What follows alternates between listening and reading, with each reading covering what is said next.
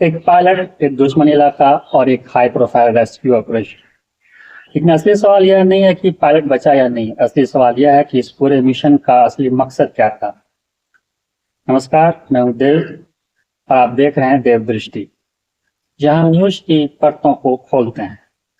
आज हम बात करेंगे ईरान के इस्फहान में हुई उस रोमांचक घटना की जिसे दुनिया सिर्फ एक बचाव अभियान समझ रही है, लेकिन इसके पीछे की परतें कुछ और ही इशारा कर रही हैं। चलिए पहले आंकड़ों पर गौर करते हैं। अमेरिका ने पुष्टि की है कि उनका एक F-15E स्ट्राइक ईगल विमान मार गिराया गया है, लेकिन इसके बाद जो तस्वीरें सामने आई हैं वो चौंकाने वाली हैं।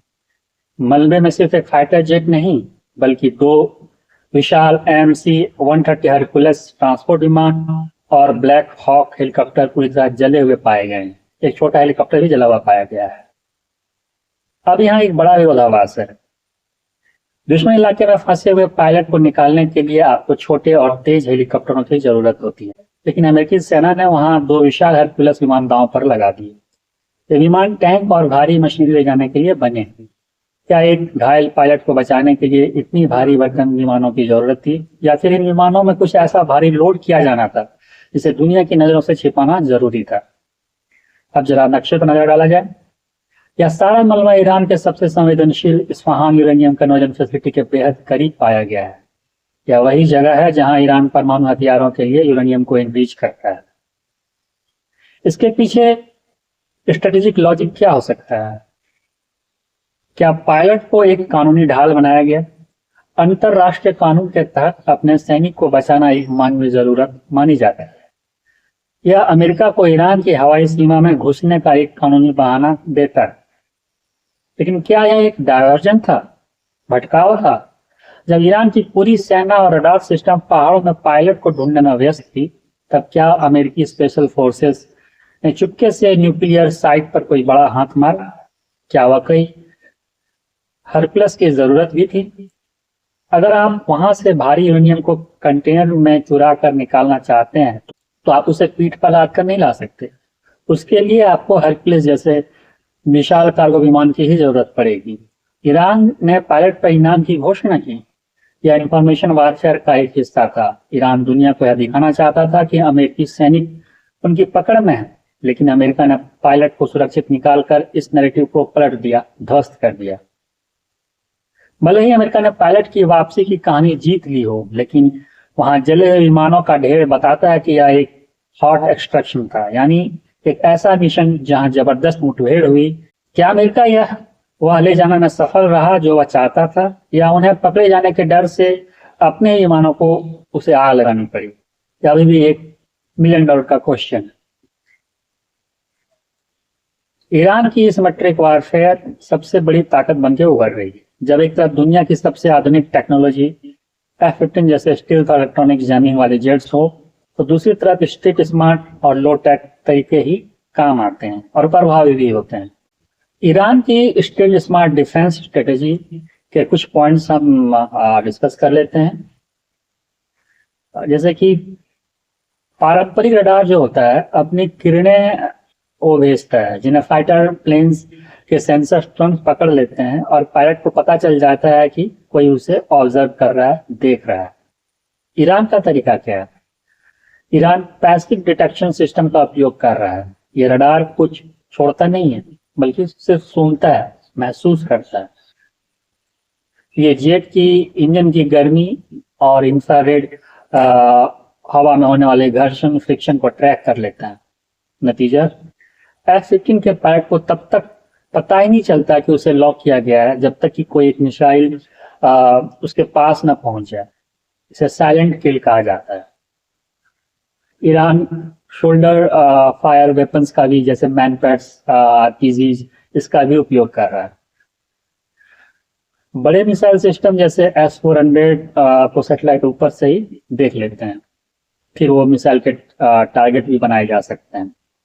ईरान का तरीका क्या है? ईरान ने अपने उबड़ खाबड़ पहाड़ों, जैग्रोस माउंटेन्स रेंज जो भी है उनके, उनमें हजारों सैनिकों को मिसाग 3 जैसे मॉडर्न मैनपैड्स, जो कि कंधे से दागे जाने वाली मिसाइल हैं, उसके साथ उसमें तैनात कर रखा है। इसका फायदा क्या है? ये ह्यूमन रडार्स बने हुए हैं, इन्हें किसी बिजली या बड़े सिस्टम की जरूरत नहीं है। ये झाड़ियों में छिपे रहते हैं, चट्टानों के पीछे छिपे रहते हैं, और जब भी कोई प्लेन नीचे उड़ता है ताकि वो रडार से बच सके, तो ये सैनिक उसके ऊपर हमला कर देते हैं मैनपेड। तो ये सवाल उठा कि दुनिया की सबसे महंगी स्किल टेक्नोलॉजी ईरान में कैसे फेल हो रही है। तो उसका जवाब आपके सामने है कि ईरान जो है स्ट्रिक्ट स्मार्ट डिफेंस का तरीका अपना रहा है। ईरान अब उन रडारों का इस्तेमाल कर रहा है जो कोई सिग्नल ही नहीं छोड़ रहा है, जो पैसिव हीट सेंसिंग रडार। ये रडार अंधेरे में भी मिट्टी जेट्स की गर्मी को सूंघ लेते हैं। अमेरिकी पायलट को भनक भी नहीं लगती है कि उसे ट्रैक किया जा रहा है, क्योंकि उसके वार्निंग अलार्म चुप रहते हैं। और जब ये जेट्स रडार से बचने के लिए पहाड़ के नीचे लो फ्लाई करते हैं, तो वहां खड़ा हुआ ईरान का एक साधारण सा सोल्जर जो है शोल्डर फायर आरपीजी या मैनपैड्स लिए खड़ा होता है, उसके ऊपर शूट डाउन कर देता है जेट्स को। मतलब करोड़ों डॉलर के फाइटर जेट को गिराने के लिए ईरान को किसी बड़े सिस्टम की जरूरत नहीं पड़ रही है। उसे बस एक ही सही एंगल, एक सटीक निशाना और सही टाइमिंग की जरूरत है। यह हाईटेक बनाम स्मार्ट टेक की लड़ाई है। तो इस पूरी घटना के धुएं के पीछे 3 कड़वे सच छिपे हैं जिन्हें नजरअंदाज नहीं किया जा सकता। पहला, the power of grey zone warfare.